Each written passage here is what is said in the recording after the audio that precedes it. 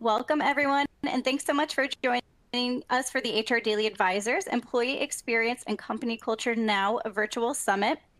My name is Michelle DiFrancesco from the HR Daily Advisor, and I'm here as your host for our session today.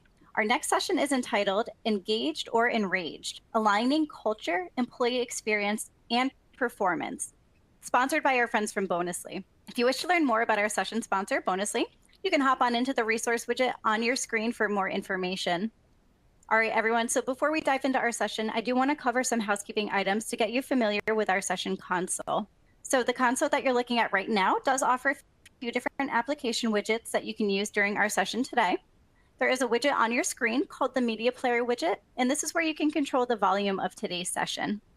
Please do take note that there is no dial-in number for our attendees today, and the audio is streaming directly from your computer speakers, so please be sure they're turned up and on. You don't want to miss any part of today's session.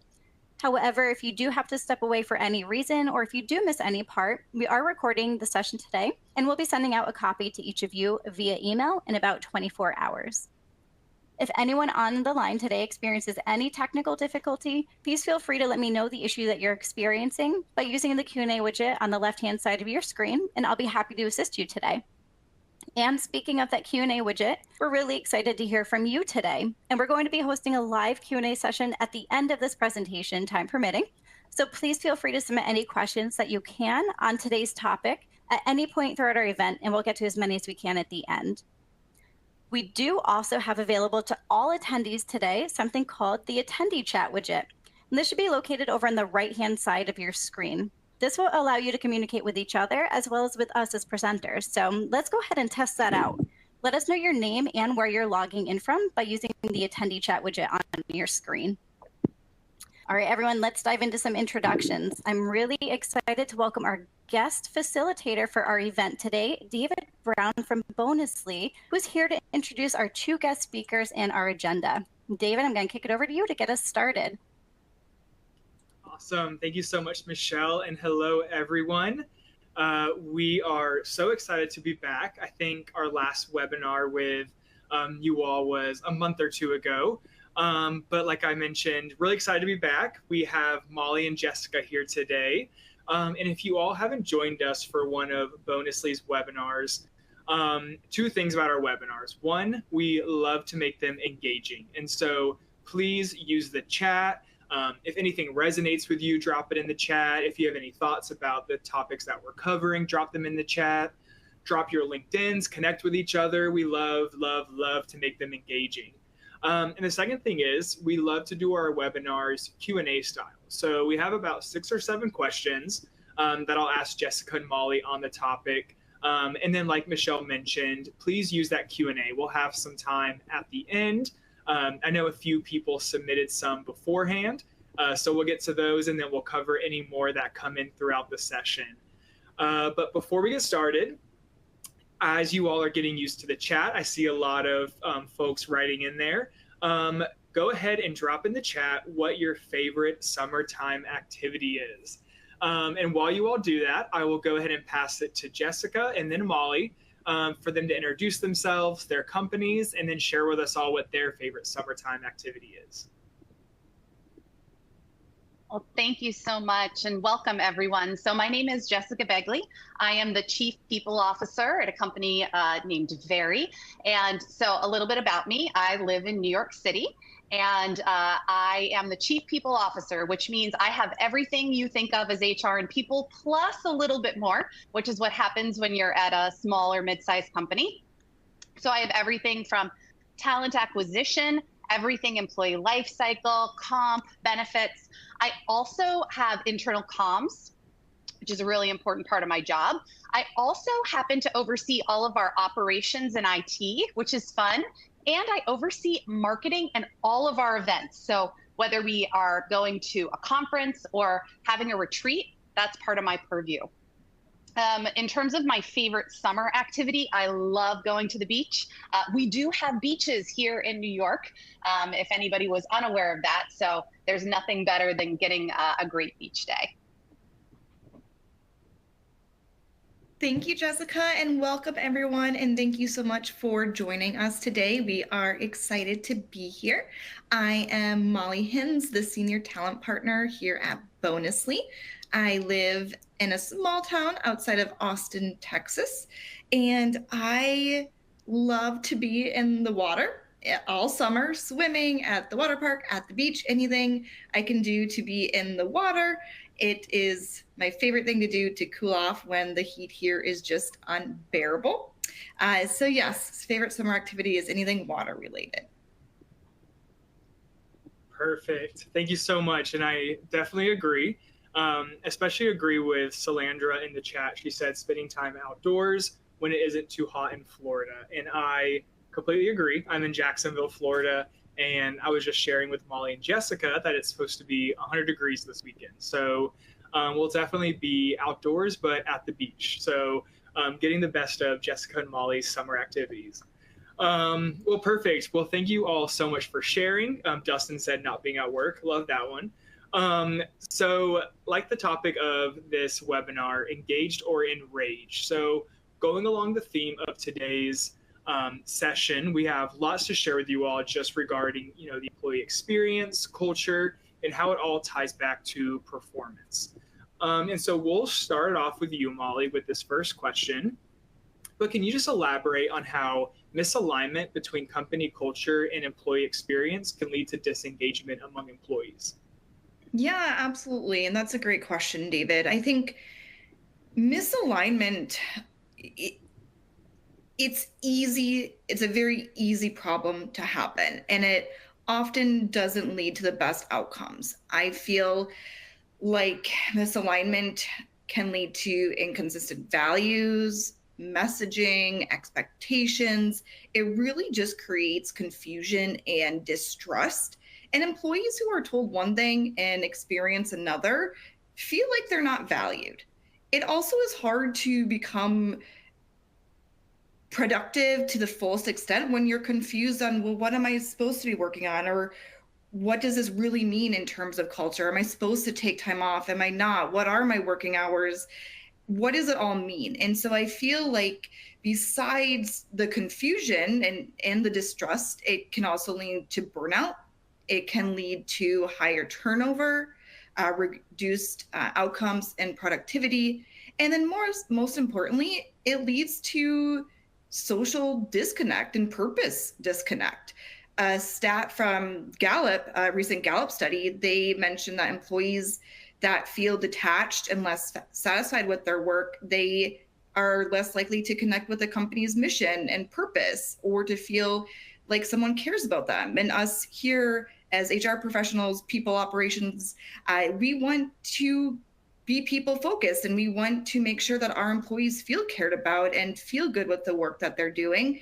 And we also want employees to feel passion for the work that they're doing as well. I feel like burnout has probably been one of the most common themes we've seen in our research here at Bonusly the last year and a half. There's been a lot of social economic chaos that's led to layoffs, scrutiny on tools, people taking on more and smaller teams. And so when you have misalignment added to that, you're not setting your employees up for success. You're really leading to confusion and ultimately burnout.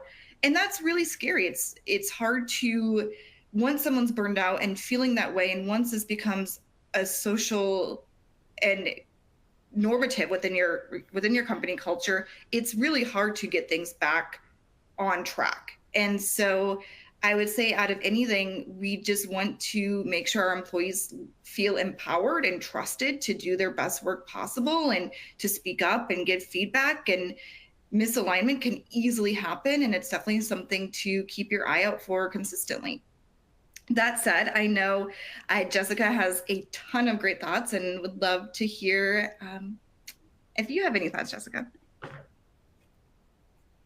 Absolutely. Well, first of all, I just want to echo everything Molly's saying. I think connected to those themes is also the idea of, when you have a lot of breakage within your own culture, you're also going to have a harder time recruiting more people, right? So because people are always going to be looking. I mean, how many of us have looked on Glassdoor and looked at reviews, right? So the ability to actually acquire great top talent is going to be more and more challenging. I think the other reality is, and if you think about this from a business perspective, the outputs of disengaged employees or burned out employees is going to translate, right? It's going to translate. If you're a B2B business, your business is on the other end, or your clients or individuals on the other end that are receiving it. They're going to be able to tell. They're going to be able to feel it in what they're receiving. I think the other thing that I think, just to kind of go a layer deeper on this, I think one of the most important things that companies can do is to be unbelievably specific and consistent in their messaging of who they are. I think you said, Molly, you were talking about values, you're talking about the employee value proposition. That should start at the very beginning of the employee journey. So like I said, before you're even an employee at the company, what are you understanding? Is that experience going to be like? What are the values? How does that company live that every day? And then the hardest thing as leadership is you've got to lead that and deliver on it every single day and everything you do. There is nothing that will break trust faster than speaking against the things you've been saying. How many times over the last year have we heard, these big companies who one of their values was people first, and then they laid off 10,000 people, right? So do we believe any of the values? So that distrust, that disengagement, that burnout comes from leaders not living what they say they live every single day, even when it's hard, because it's going to be hard. That's how businesses and organizations work. But the other thing I think is really important, this is one of the hardest things to do about living as a leader with this, when there's any breakage in your culture, is you also have to recognize, you try really hard up front to make sure people are clear. And if people come in and you realize quickly they aren't the right fit, talk about it, and talk about it fast. Because the more you allow that breakage into the system, the harder it's going to be to get back. And that's really important, particularly if anyone is a manager or a leadership role. They're going to be living that in disconnect with what you're trying to share as an organization.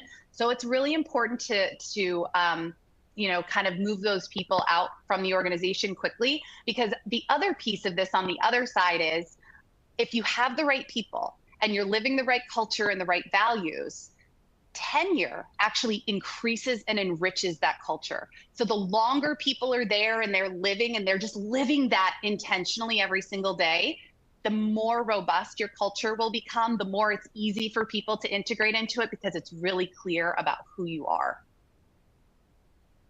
So those are some of my thoughts there. I love that, Jessica, and I love how you mentioned it starts before someone is even an employee. And I think that's something that we take very seriously, especially on the talent acquisition side, is making sure even through the recruiting process and the hiring process that we are being 100% true to what we are. We want anybody that joins us to be here for a really long time and feel great about it. So we try to always remain consistent and aligned as a hiring committee, as a company, to make sure that we're being the most transparent self we can be to set people up for success. We understand that we might not be everyone's favorite working style. We're a very, very small company with 70 people right now. And sometimes people don't like that, or what we're doing or how we're growing. And so we try to add that alignment from the very, very beginning. So I love that you added that point. Yep. My response is actually what David's about to ask us next. So David, you want to lead us into the next question?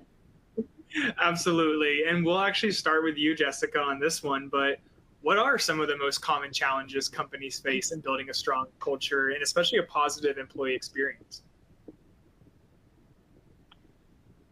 Molly just said it. You have to know who you are.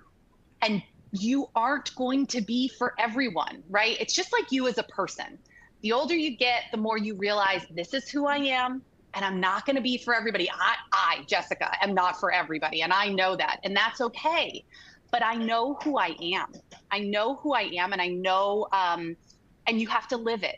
And that's the same with any organization. You have to decide who you are, and you have to live it every single day. And so I think one of the challenges that a lot of companies face is they just try to be for everybody, and I think this is one of those sides where you have to be incredibly careful and intentional, because I know inclusion has been a very big topic over the last couple of years. And it's important to decipher the difference between what it means to have inclusion in your company and knowing who you are as a company, right? Those are different things.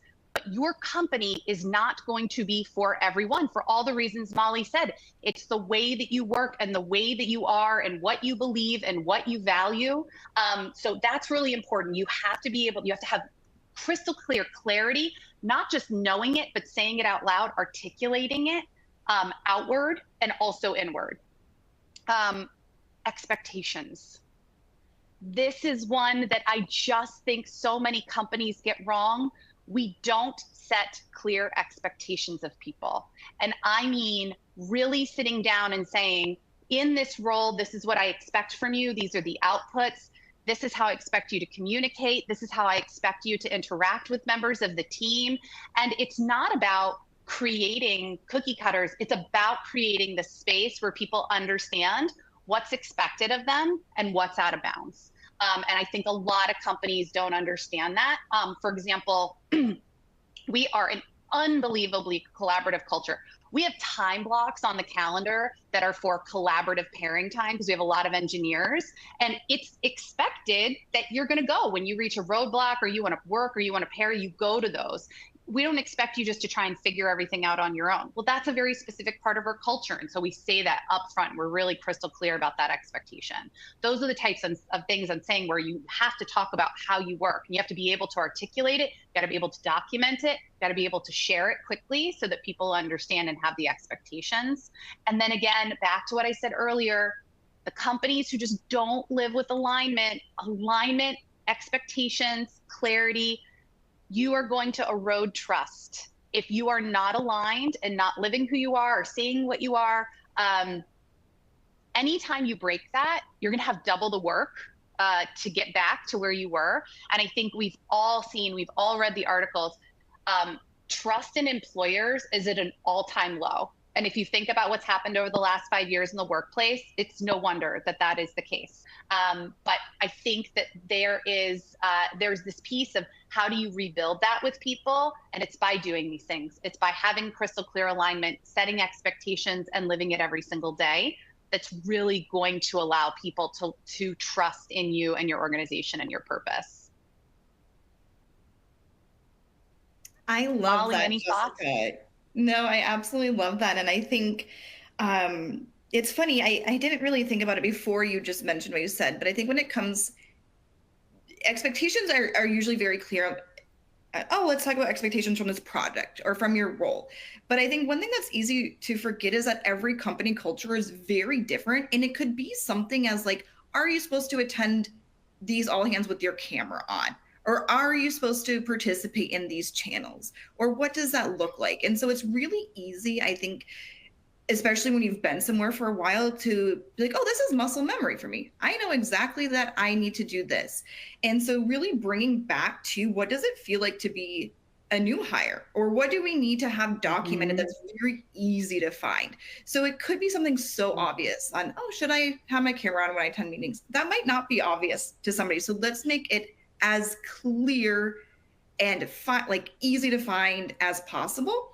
And I think one thing that you mentioned just around transparency and getting together as a team is it's often easy to forget to include the why behind things or understand what the why is. And I think understanding what the why is behind decisions can be a big challenge within itself. So we find it really important to understand, why are we making this decision, or why are we implementing this? Why are we doing this? In sharing that why, we want to create as much visibility that we can possibly allow. And that itself is a huge challenge within organizations. Mm-hmm. And then I do have a couple Molly, one of the things we do, so sorry. No, you go ahead. I was going to say, Oh my gosh. Sorry. The why, what we always do is we connect the why to one of our values. So that's our way of connecting that why, because I love that. You're right. Like a lot of companies are like, this is what we're doing. So where's the why? And then for us, the one level deeper is how does it connect back to our values? Because again, you're creating that stream, that thread of alignment. So the people may like or not like it, but if it can always connects back and people are bought into those values, then you always have the thread of the why the decisions were made or why we're doing it this way. And I think that also helps too with why are we doing it this way? What does it tie back to? And then it also connects, how are you contributing to the bigger purpose of things? Employees want to feel like what they're doing is making a purpose. There's nothing worse than working on a project just to be working on a project. And you're like, I know this isn't going to make a difference, or how does this even tie back to what we're working on? So I love that, tying the why back to values, outcomes, how is it driving at a bigger picture? So absolutely love your thoughts there. David, I think no, as I said, David, I think that we can hop to the next question, because I think a lot of what Jessica and I are already getting into are things that we can do as a company to help with alignment. Absolutely, yeah. And we'll start with you, Molly, on this one. But so we talked about challenges. We talked about really the importance of, connecting all of this to the bigger picture. But what are some specific actionable strategies that the HR leaders on this call can implement to ensure that, their companies foster engagement and a positive employee experience? Thanks, David. I have a couple thoughts, and then I'll hand it over to Jessica. But one thing that we've seen most common out of any feedback, whether it's performance review feedback or stay interviews, is that employees learn from their managers and from their leadership. And so the first and foremost, we need to lead with this culture and lead with this values. And some of the feedback we've candidly received is, hey, I want to see my manager take off more time. Or, hey, I've absolutely loved that my manager said, hey, I need to take a mental health day, or I need some time and I'm going to step away, or I'm going to go on this vacation. Or even when it comes to Slack hours, it could be, oh, hey, I don't want to see my manager slacking at night, even though maybe they took the afternoon off and are catching up. It needs to be very consistent around, as a manager, as a team, what do you want your team to learn from you when it comes to culture? And so we try to enable our leadership and our managers to take time off, feel good to step away, feel good to talk about your vulnerabilities, feel good to set these very clear boundaries, even within your role. Because if you're setting these boundaries, then your team will naturally follow that as well. And that leads also to being very authentic. I think that we want to share our successes and our challenges, and we want to see people feel vulnerable. Nothing leads to vulnerability and progress to when you're talking about these challenges. And so if you have a leader that says, hey, I accidentally, broke the code and this is what happened, but we all rallied together and fixed it, and this is what we learned from it, well, then you're setting your team up to say, hey, this is a mistake that I made, but this is what we learned from it. So now everyone can learn from that mistake and we don't need to repeat it. And so I think one, just being very vulnerable, and then being very clear, which we already touched on, so I'll kind of leave that one lighter. And then visibility, I think, is huge. We live in a remote culture here at Bonusly, and it's really hard to lose sight of what people are working on or what's happening. And I feel like when you don't have that visibility, sometimes it can lead to some resentment too. Like, oh, I'm working so hard here on the product side. What is the sales team working on? And I think when you have visibility, us, for example, we have our OKRs, and they are big OKRs, and they tie back to every team, and every team has visibility onto what teams are working on. We have Slack channels with releases. All of our Team Slack channels are open so people can see. We have company-wide announcements.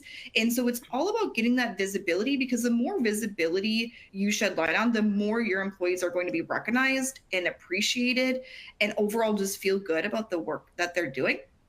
And then last but not least is lead with transparency. We often will ask for feedback, but at the same time be transparent, saying, hey, we're asking for feedback, but we might take the topmost two common things. We might not transparently be able to answer every request. So even when you start to improve and ask on feedback, lead with transparency that you might not be able to answer every promise.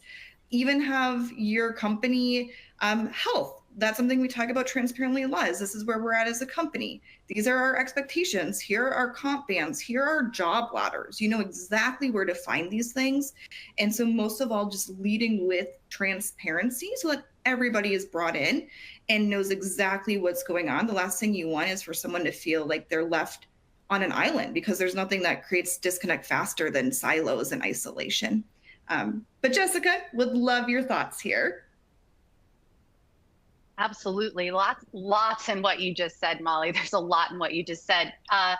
So something I think about, so my brain works very differently than a lot of brains, but I tend to oversimplify this because I think people just want two things. And we've kind of touched on this.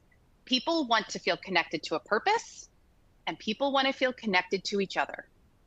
If you can find ways to communicate and build structures for both of those things to be true, you're going to have a very high performing culture. Now, that is the unbelievably oversimplified answer in my mind.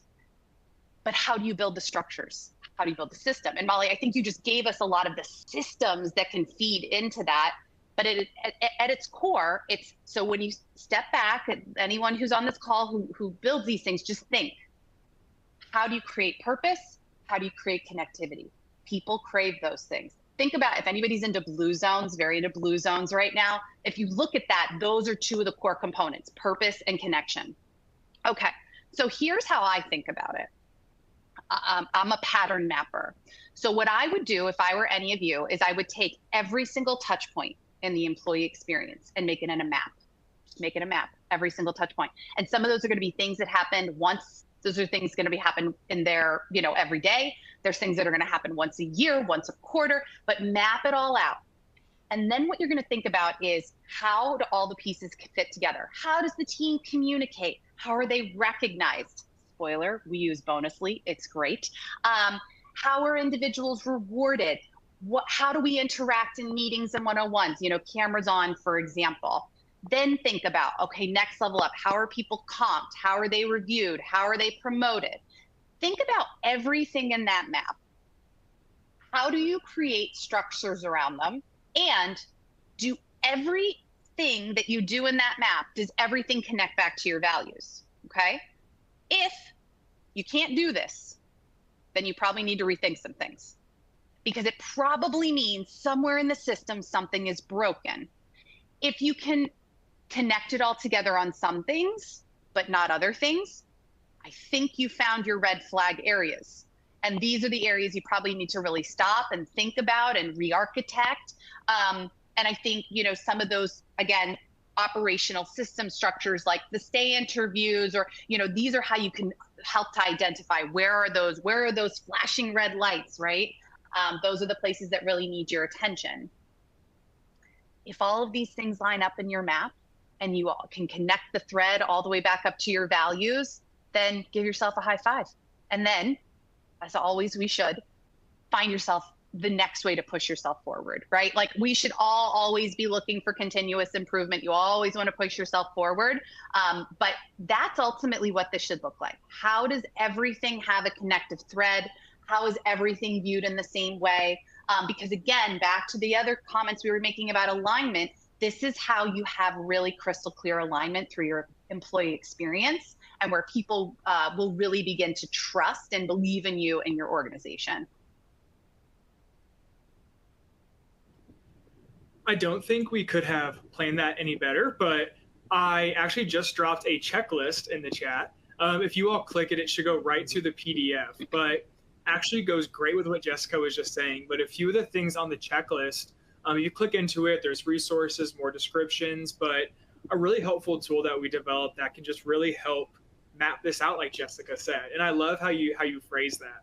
And I do love, the shameless bonusly plug, because I think it really is just a huge way to, like you mentioned, like connect people to each other and to the company in the same platform, So for those not familiar with Bonusly, you can recognize each other, give out awards, different kind of things, but you can always, and we have it where you have to, but always hashtag it to where it goes to either a company value or a company, for us internally, we do like a company goal or OKR. So that way, all the recognition is happening, all the stories are being told, but it's all connecting to, each other and the company. And so I think it's an incredible way to do just what you were saying. But I also love how you phrase that of, mapping it all out, looking at it from like a 360 view, seeing where the gaps are, seeing what can get better. But then even how you mentioned, even if it all is great and it's all, perfect, finding ways that you can, iterate on what's working really well, or, put more effort into what is, the least doing well. And so I love how you phrase that. And we'll stick with you, Jessica, on this one.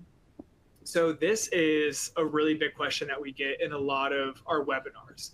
And in a second, I'll drop a link to a blog post about this topic. But essentially, how do you get buy-in from anyone who's not HR or C-level? And I really am looking forward to hearing what you both say. But essentially, how can we effectively communicate the long-term value of investing in culture and employee experience initiatives to gain buy-in from C-level executives? It's a great question. And some of you are going to be listening to me and being like, yeah, okay, but you have that title, so it's different for us. So, okay, heard, but also I didn't live my whole career here. I lived in other shoes. So I get it. I understand it.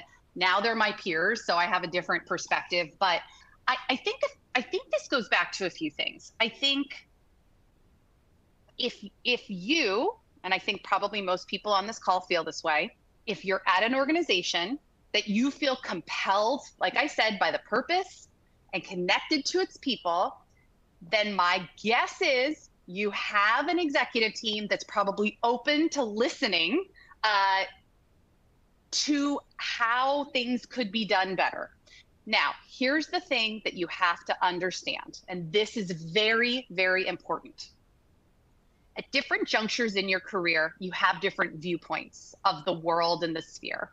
And as much as people try as to hang on to things as they move vertically throughout organizations, the reality is that our attention changes. So I'm going to speak for myself. When I was first starting in my career, I knew every detail of everything. I knew it all because you're living it every single day. And then you get to be a manager and a director. And so you know some of it, but maybe not all the details. And you're really operationally driving a lot of things and you're kind of living in the middle. Here's the thing I'll tell you.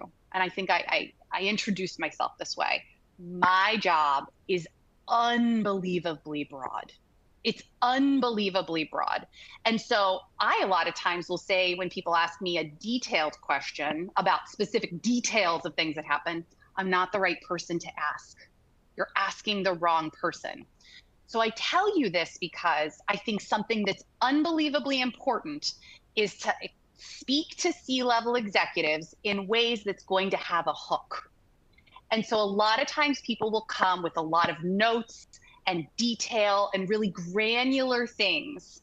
And that's important, but you're speaking the wrong language. You have to talk about more about those connective threads. You have to speak to narratives connected to the output. So, for example, by making sure we have really aligned company culture and values and employee experiences, we will subsequently increase tenure. Increased tenure intentionally continues to build culture. It becomes more of a self-perpetuating cycle. That means that we're going to have better business outcomes the more that you can tangibly put to your actual organization what that looks like. The reduced tenure also will turn into lower cost of turnover, financially, what does that look like? But you want to stay incredibly high level and really looking at the outputs and the intentions. I think what happens a lot of times is people forget that because our jobs are so broad and so high, and we have so many things to focus on from a strategic level. Getting into the details and the operational components of the business is not necessarily what's going to be the hook. But again, I think, especially AI could not be used more often right now, right? There's a lot of people who talk about AI and they talk about, how this is going to change the world of work.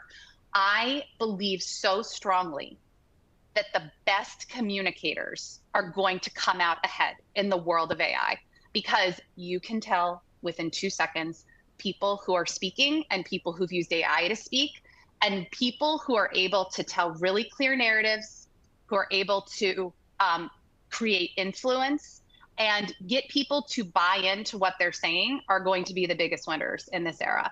And that's how you win over C-level executives. You have to tell a compelling narrative. And I think, you can obviously balance that. You can balance that with some of the aspects of what happens day to day. But again, I really think, connecting things to the purpose, the mission, the vision, the values, the employee life cycle, those are the narratives to really stick to when you're talking to a C-level executive. I love that you mentioned a hook, Jessica. I think that's very important. And I also love that you mentioned how many hats you're wearing right now. And I think one thing that I always love to present is, one, keep it as simple as possible, and then have the data there and have it ready for when it's the right time. I love to speak with data. I've realized on our C-level executives, everyone has a different love language. Some people love the data. Some people love the story. Some people want to know, how is this going to make a difference to customers? So it all ties back to, one, understanding your audience. But I think no matter your audience, keeping it very clear. This is the problem I'm seeing. This is how we're going to fix it. And this is how I'm going to track it to see if it works. And then here are my proposed different outcomes or proposed different options. And so I love to have it, I guess, like myself, like as a mom, when my kids ask me for something, it's like, well, tell me why, tell me what the problem is, but what are we going to do to solve it? And so I try to go back to that, as it's always great to, whenever you're suggesting a problem or a proposal, is tie it all together. But yes, we lead with simplicity here at Bonusly, and then we also love to use data as much as possible. I think from an HR perspective, it's really easy to fight back and be like, hey, we don't need that training resource, because why does that even matter? And then you can come in and say, you can't really fight data. I think HR, it leads a lot with people and employee satisfaction. It's really hard to gauge data on that. So any sort of data I can pull, I love to that. Yep. I also think the one other thing, and I missed this, is I think the other piece is being really clear of what the call to action is, because I think we've all felt this. It just like every day as you go to a meeting and then you leave the meeting, you're like, wait, what am I supposed to do? Or who's doing what, right? Like, what's the call to action? What are you asking for? Are you asking just for a green light? Are you asking for funding? Are you asking for like sponsorship of the project? Like, what specifically are you asking me for, so that I can feel like that I can help guide you, soundboard with you? That's the other thing. Sometimes I'll say, like, are you just looking for a sounding board? What are you looking for right now? Like, what do you need from me? And so being really clear, again, to those like expectations of the conversation. Because I think a lot of times people think, oh, I put a meeting on your calendar, you must know what it's about. And I'm like, most of the time I go into a meeting and I'm like, what are we talking about? What's going on? Because my life is running from meeting to meeting. So I need you to tell me what this is, tell me what you need, tell me where we go from here. And to your point, any of the places that you can really talk to me about, like, how is this truly just going to impact us, organizationally? I love that you mentioned the meetings. I have learned to always go into a meeting with a not pre-approved, but pre-written agenda that is shared, and saying, this is what we're discussing. here exactly what needs to happen next, and this is what I'm looking for. And then if we don't need to do this over a meeting and you feel good doing it async, then I'll give you the time back, and then we can handle it that way too. So I've definitely learned that is always go into a meeting with a very clear pre-shared agenda as well. Mm-hmm. Yep. And I love that too. We're also fully remote. So, finding the areas where you can async. I so appreciate when somebody says to me, hey, look, I know we could have put this on the calendar, but honestly, I think it's pretty simple to async. Here's the situation. Here's what I need. I value those people so much more because they are being so respectful of my time. The next time they ask me for time, I usually know this is something that requires conversation. It requires dialogue. It is not async appropriate. And I am much more likely to go in and be like, all right, what are we talking about? What's going on, right? It saves the energy because let's be honest, being on camera, we're a fully on camera culture, by the way, on camera for everything, all the time. No, it's not negotiable. There's an energy that takes to be on camera all day. So I really appreciate when people are mindful about timing and being thoughtful about, and I get it, I understand, I know you want FaceTime and FaceTime's important, but I promise you, this is a long game. If you really want to build relationships and you really want to gain, some fans in the C-level, be really thoughtful about the FaceTime that you spend with them. Don't use it for the things that could have been the email or could have been the Slack message. Use it for the times when you really need to have that dialogue and the conversations. You're going to gain fans just by being really thoughtful in that decision-making process. Love it. Great insights from both of you. Molly, we'll go with you with this next question. So we talked about, everything from the problem, the road bumps, some strategies that we can put in place, but I think these are out of order. One second. How can companies assess the effectiveness of their culture building efforts? And then how often should this assessment be conducted? Yeah, I think that's a great question, David. And I think that for us on the HR side, this is continuous. It's every day, and it's consistently listening and keeping your ears and eyes open to see what's happening and how people are feeling. I think that there's a few things that we can take a structured approach, and then we can take a day-to-day approach. So for example, internally, we do engagement surveys twice a year. They are anonymous and they tie back to our values. So that's very clear. And it's easy to use those for data points and track how we're doing, see how we're improving. We like the twice a year. It helps us keep a pulse on things, but without overwhelming our employees. We also do 90-day formal check-ins with new hires to see how they're feeling. But between those day one and 90 days and after the 90 days, we do a lot of informal check-ins. I'll grab a new hire and say, hey, you want to grab coffee, virtual coffee, of course. Is it okay if I put 10 minutes on your calendar and we just chat, have coffee, see everything's going, keeping it really informal in between these formal assessment times. We also will do exit interviews and stay interviews. I think from a transparency standpoint, I think that the exit interviews have been extremely beneficial because we want to bring in that person's backfill with the most transparent and aligned expectations there are. And so learning from that person and their manager, what was their role really entailing? So we've learned a lot just about bringing in new hires from these exit interviews to help with alignment there. And then we'll do, skip levels. Managers do one-on-ones on a weekly basis. And I think to us, that's where we're getting a lot of our information. Besides our informal coffee chats, that sort of thing, is we lean on our managers. Right now, our managers are the ones taking care of our teams and our people. And so we want to equip our managers with the best possible skill sets that they have. And how are they connecting with their team? Is it on a personal level? Is it on a professional level? Are you talking about goals? Are you talking about where this person's heading next? Are you talking about pain points? Even if it's something as silly as, hey, this person feels frustrated because they are lacking this or whatnot. So we also want to lean on our managers because they're the ones that are taking care of our teams. And so for my answer to that question is it should be assessed all the time, and it should be informal and formal.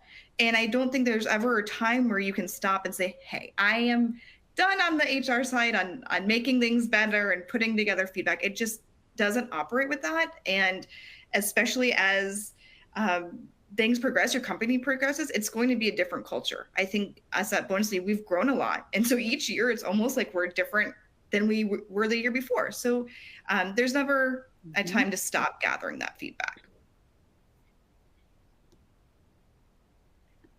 I totally agree, Molly. And I love the idea. We also do engagement surveys, skip levels, the one-on-ones. They're all great ways to make a read on the org.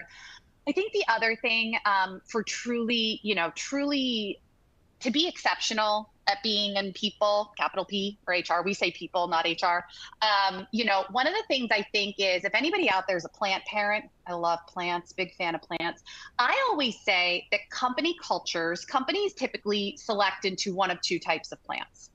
I think we've all been into the office building where they selected the faux or artificial plants, right? And that's because that plant is just going to look the same all the time. It's just always going to be the same. Just is, right? Then there's the companies that choose the real plants, right? The alive plants. And I think if you're a person who's ever had plants or gardened, you know that plants need different things in different seasons, right? Molly, exactly what you said. Like it changes over time. And sometimes it's a little sunnier and sometimes it's not. Yes, that's a business reference. We've all lived through some clouds these last couple of years, right? And so you need to be able to look at the plant. Is it thriving? Is it wilting? If it's wilting, what do we need to do? And there's intangibles in that the truly exceptional people can look at it and say, oh, interesting. So for Bonusly, all of our Bonuslies go into a Slack channel. It's called People Applause. I notice the days or weeks when it's a little slower in there, right? Or when we have an all company stand up and the chat's just not quite as happening as it normally might be, because we have some fun ones where people are just like, back and forth and lots of chatting. And so what I'll normally do is I'll just go ahead and Slack a few people I know, not in HR, out in the business. I'll be like, hey, how you feeling? What's going on right now? Did you notice that was a little slow? What do you think's happening? And I just check in with them. I do it all the time. The entire company knows that I do this. Just like, what do you think's going on right now? How are you feeling? What are you seeing? And a lot of times, those informalized moments of just a quick Slack message or hey, can you, sometimes they'll start typing and I'm like, you've been typing for a while. Should we just jump on a call? Can you give me 5 minutes? I'd love 5 minutes of your time. Those are the moments that I think you can get the most out of. So, and I'm sure there's a few on this call. I know there's really amazing big engagement survey platforms out there that do a lot of incredible things and a lot of incredible analytics. But I truly believe, and I tell my team this, I think everybody in this universe makes decisions with their head, their heart, and their gut. And analytics speak to your head, right? Really thoughtful, really strategic, really logical. My brain is not as linear as most people's. I'm a big gut person. And so I look out at all those things happening and I pattern match them and I know something's going on and I just go for it. I just talk to people. Now, the important layer beneath that is you need to have enough relationships and enough in your relationship bank accounts to be able to do that. So don't let that be lost on you. You can't just throw that out at people you've never talked to before. These are relationships. And this is what I was saying earlier too. These are all relationships. They all take place over periods of time. Build up those relationships because those are the people who are going to be more willing to tell you the things in the moment, that ground intelligence that you might lose sight of because of your position or because of your level. Don't underestimate what you can learn in those moments because I think they're really important in order to be making really quick and agile decisions in order to make sure that you're continuing to have a really cohesive culture.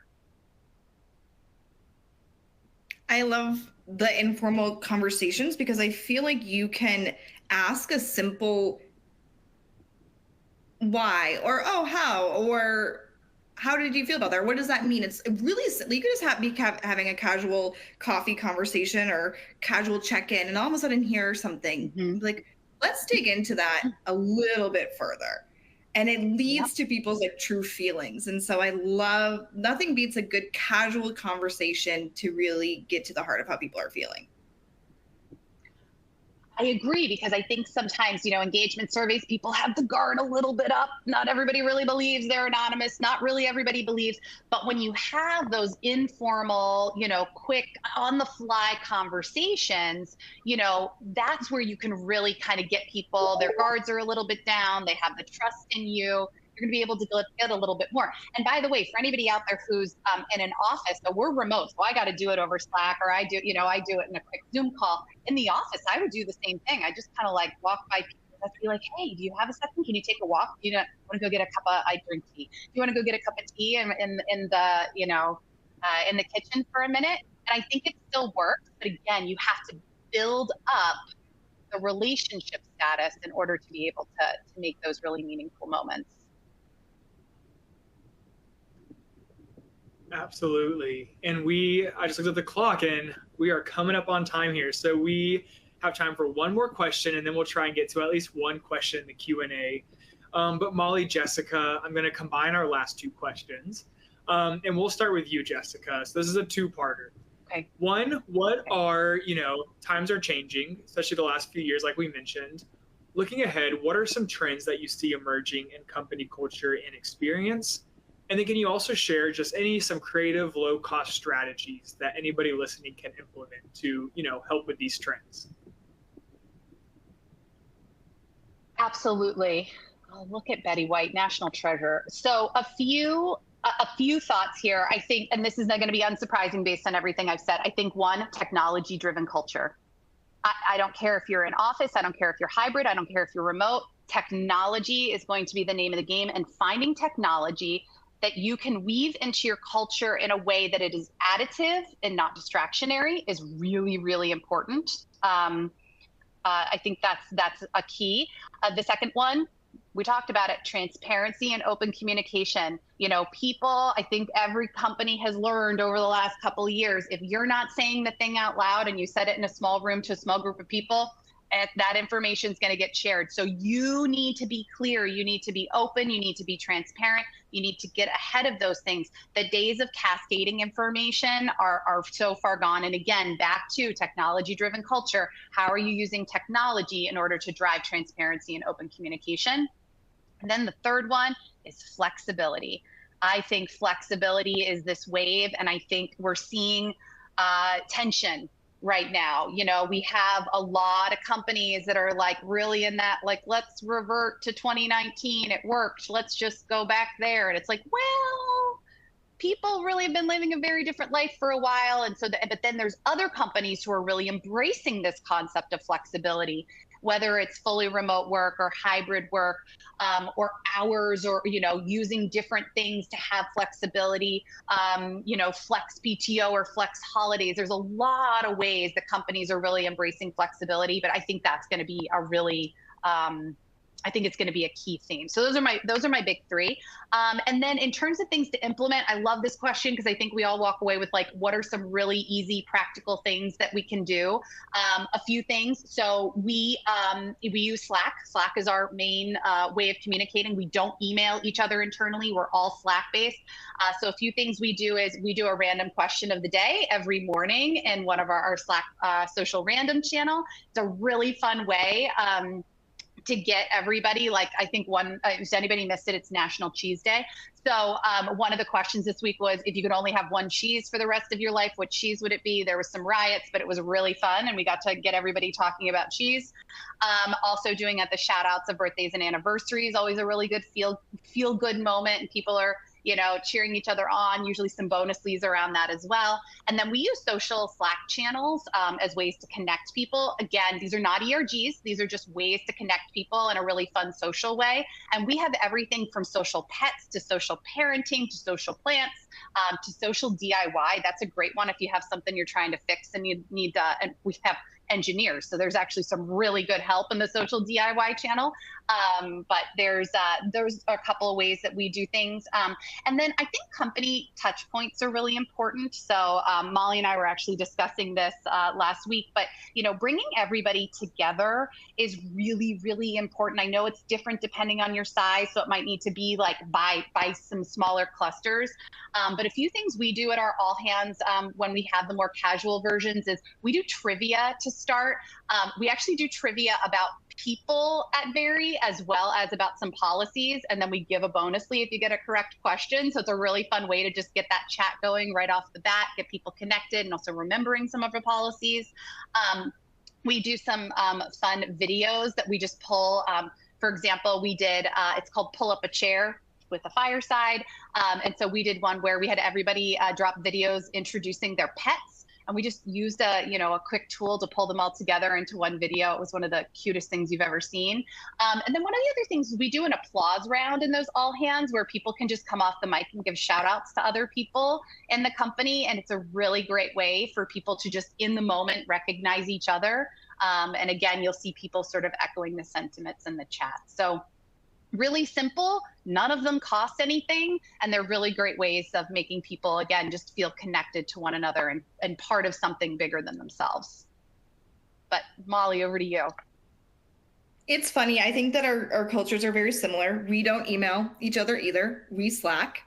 We want to mimic being in an office. So fast, casual, easy Slacks. We have our parenting chat and our dog chat and our random daily question chat.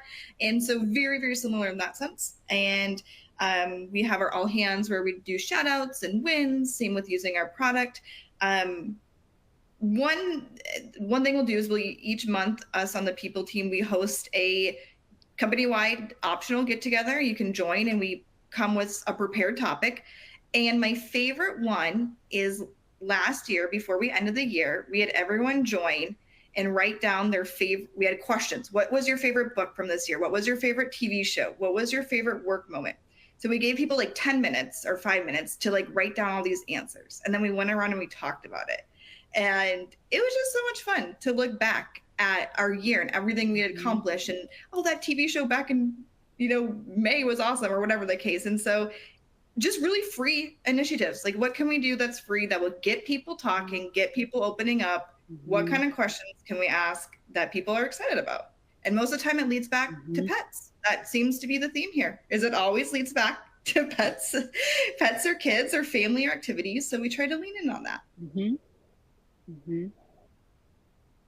Love it. We've actually found, because we're in 5 different countries, I think what people find with pets, with family, there's so many more commonalities than people even realize. And so it's, to your point, like it's such a, like, regardless of geography or culture, those are the places where it's interconnected. Food's another great one in that one, is like, everybody has their things, but it's those ways that regardless of where you live, you find this connective thread that people, they want to share, they want to talk about it, they want to learn.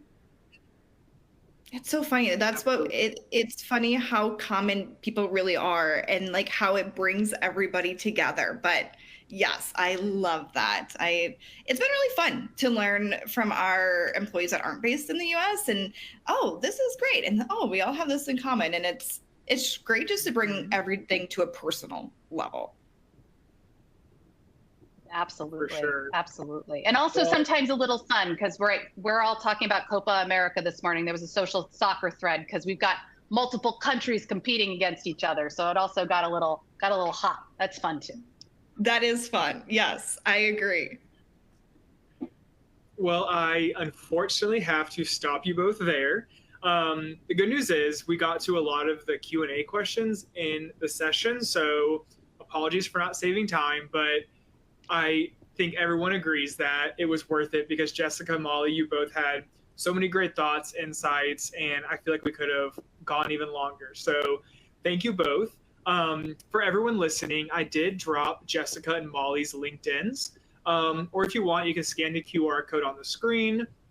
I'm sure they would love to connect with you if you have any follow-up questions, any tips or tricks that you want to ask them. I'm sure they would love to connect with you all. So I did drop that in the chat. And then next, we are going to launch a poll. So we talked a little bit about Bonusly through here, but we really are an employee engagement platform that really does, like we talked about, connect people to each other and to their company. And so if you want to see how Bonusly can help your company, answer this poll. We'll have someone set up a meeting with you, show you the platform, show you how it works, really show you how it can connect everyone at your company, whether you be in office, hybrid, remote, everything. And so answer that poll question and we will have someone reach out to you. But I will leave that up while I pass it over to Michelle, who I know has a few things to cover. Fantastic. David, Molly, Jessica, thank you so much for your participation today. That was really a fantastic session. I loved the engagement. I loved the conversation. I wish we could keep it going for another hour. So thank you so much. And maybe there's a part 2 in the future. But thank you so much again for joining us this morning, this afternoon, wherever you're calling in from today. Huge thanks to Bonusly for their participation in our virtual summit as well. And thanks to each of you for joining our session today. So as David mentioned, unfortunately, we are up with our time right now. So just a quick reminder, if you haven't yet signed up for our next session, which is starting in just a moment here, the Masterclass of ROI of Employee Experience, you can hop on into the resource widget on your screen for a link to that next session. We're going to be starting again in just a moment here. And as I mentioned earlier in my introductions, the session has been recorded. And you'll all receive a link to today's recording via email in about 24 hours, so keep your eyes open for that.